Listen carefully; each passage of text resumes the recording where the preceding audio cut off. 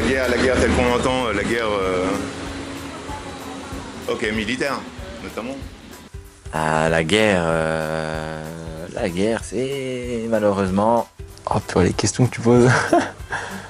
Je sais pas, ça dépend. Ça dépend des cas, on peut pas globaliser. S'il n'y a pas d'autre solution, peut-être que oui. Je préfère chercher les autres solutions d'avant. Hein. Ça dépend pour quelles raisons, ça dépend... On voit dans la Torah, il y a plein de guerres qui ont été faites pour les bonnes raisons. Entre autres pour se défendre, je pense qu'il n'y a pas de meilleure... Défense militaire est clairement justifiable. Justifiable dans le but de rétablir quelque chose qui conviendrait au maximum de personnes. Est-ce que c'est justifié de faire une guerre?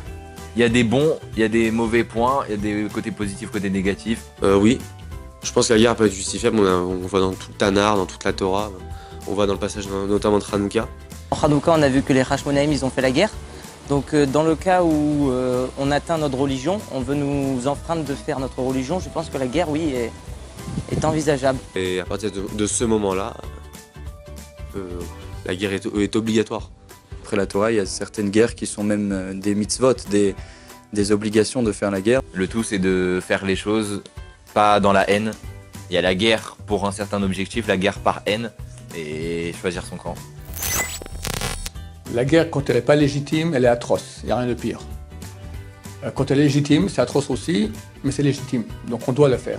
C'est quand c'est légitime, quand on vient m'attaquer, comme dit la Torah, celui qui vient pour te tuer, lève-toi en premier pour le tuer.